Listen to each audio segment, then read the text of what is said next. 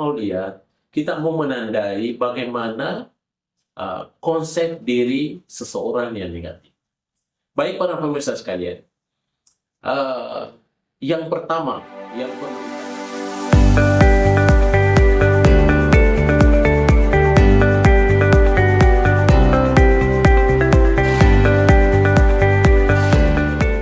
para pemirsa sekalian, bismillahirrahmanirrahim. Assalamualaikum warahmatullahi wabarakatuh. Terima kasih saudara-saudaraku sekalian sudah menyempatkan lagi waktu untuk menonton salah satu channel YouTube kita, Mr. Koronis, komunikasi romantis dan humanis. Baik para pemirsa sekalian, dimanapun berada, tentu saja saya berterima kasih kepada para pemirsa sekalian karena selalu menanti dan mengamati atau menonton channel kita ini yang tentunya selalu berbicara terkait dengan pernak-pernik komunikasi. Baik para pemirsa sekalian, pada kesempatan ini yang saya akan ketengahkan adalah bagaimana komunikasi konsep diri negatif. Kalau bicara tentang komunikasi konsep diri negatif, tentu lawannya adalah komunikasi konsep diri positif. Tapi yang akan kita bahas pada kesempatan ini adalah kita mau lihat, kita mau menandai bagaimana konsep diri seseorang yang negatif. Baik para pemirsa sekalian, yang pertama yang perlu ditandai konsep diri negatif itu, yang pertama adalah dia peka terhadap kritik. Bagaimana itu peka terhadap kritik? Artinya dia seakan-akan bersembunyi agar dia tidak dikritik. Kalau ada yang kritik, ya tentunya timbul penampilan-penampilan non-verbalnya lain dari yang lain. Artinya dia tidak siap dikritik. Itu yang disebut dengan peka terhadap kritik. Oleh karena itu, ya tentu kita harus pelajari saudara kita ini. Ketika dia memiliki konsep diri negatif, maka jangan coba-coba kritik. Supaya komunikasi bisa tetap langgeng, berjalan dengan baik. Itu ciri yang pertama. Kemudian, ciri yang kedua adalah dia responsif terhadap pujian. Bagaimana itu responsif terhadap pujian? Tentu boleh jadi dia berpura-pura tidak mau dipuji. Padahal justru pujian itu dia senang, dia suka itu ya. Ini adalah ciri yang kedua.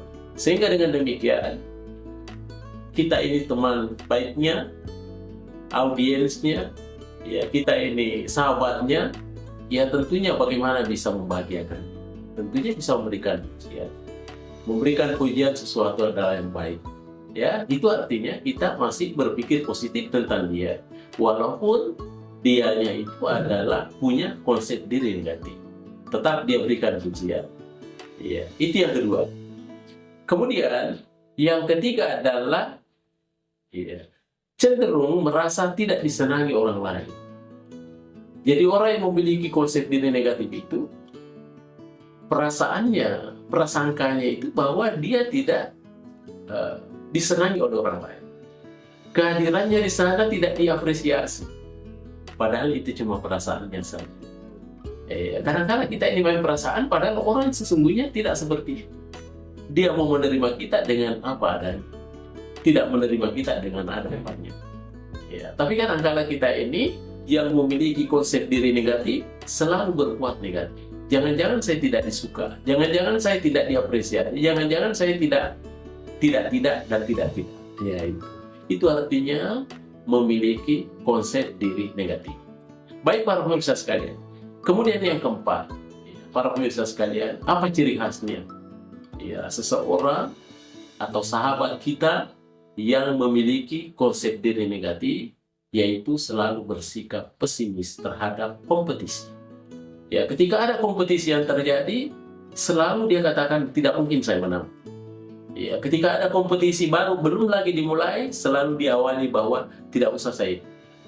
Harapan saya untuk menang minim sekali. Tidak ada peluangnya saya untuk menang. Selalu berkata tidak. Selalu berkata negatif. Padahal potensi-potensi yang dimiliki itu boleh jadi jauh lebih baik dibanding dengan orang yang berpikiran positif tadi.